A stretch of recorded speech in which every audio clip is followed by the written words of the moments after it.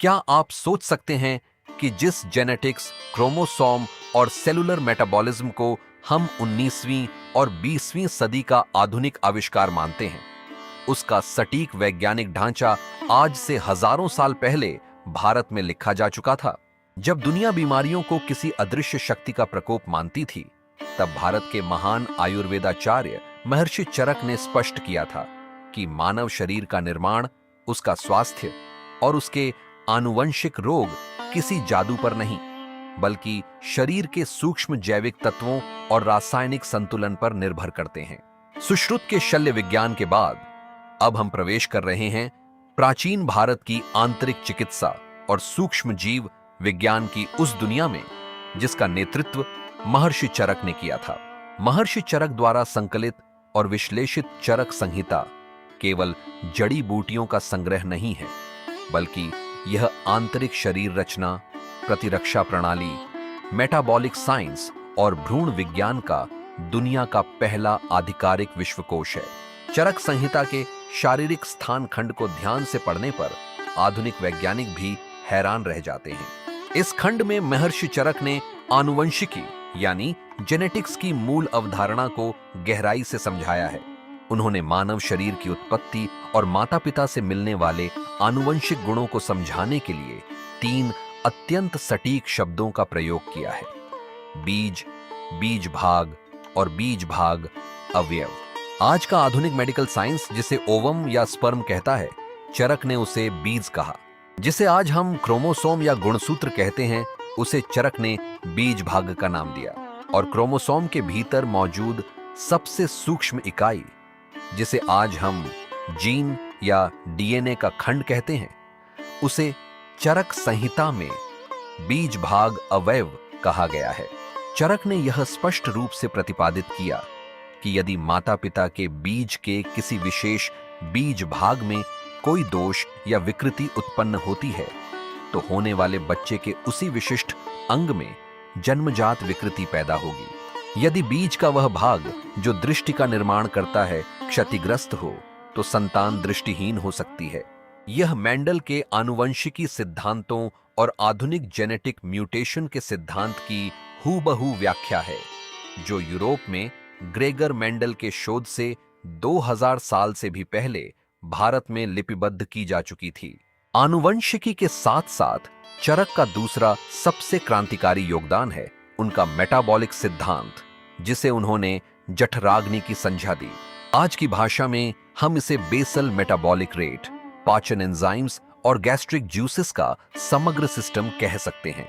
चरक संहिता के अनुसार केवल भोजन ग्रहण करना पर्याप्त नहीं है, बल्कि शरीर की अग्नि उस भोजन को किस प्रकार ऊर्जा और सप्त धातुओं, रस, रक्त, मांस, मेद, अस्थि, मज्जा और शुक्र में परिवर्तित करती है, वही जीवन का आधार है।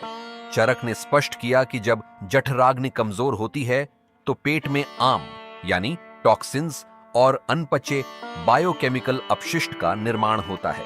यह विषाक्त पदार्थ रक्त वाहिकाओं में अवरोध पैदा करता है और शरीर की कोशिकाओं में जाकर सूजन तथा ऑटो इम्यून विकारों को जन्म देता है।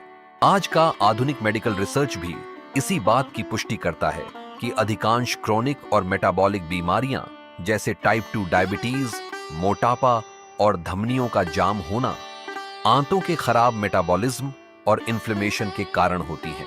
इसके अलावा चरक ने मानव शरीर के संतुलन को बनाए रखने के लिए त्रिदोष यानी वात, पित्त और कफ के जैव रासायनिक संतुलन का सिद्धांत दिया।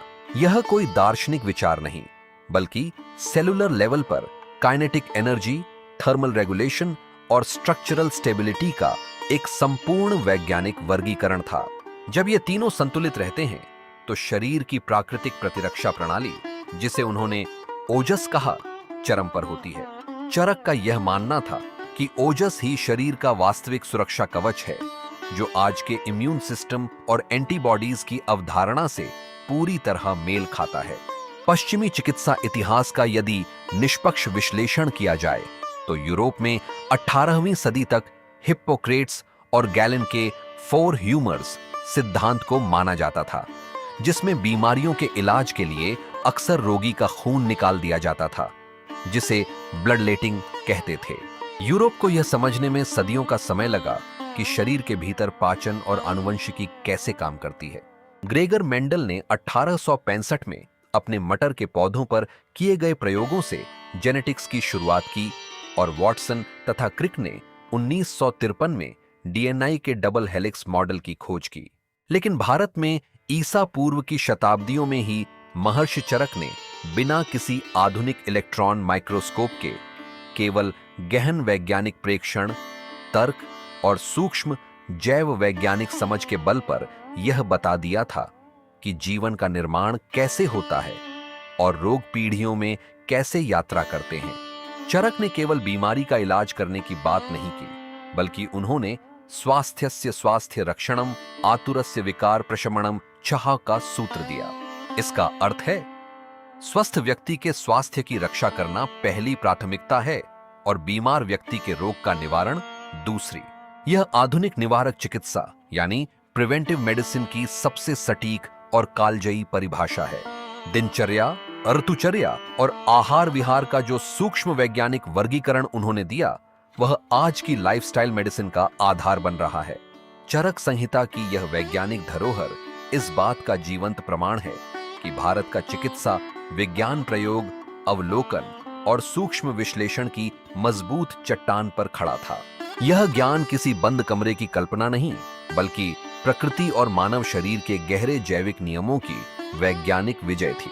हमारी इस वैज्ञानिक खोज की यात्रा यही नहीं रुकती।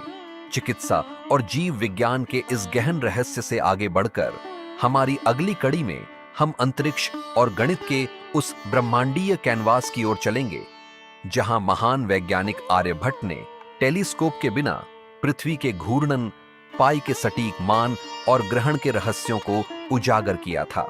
जुड़े रहिए और अपनी इस महान वैज्ञानिक विरासत को गर्व के साथ जानिए।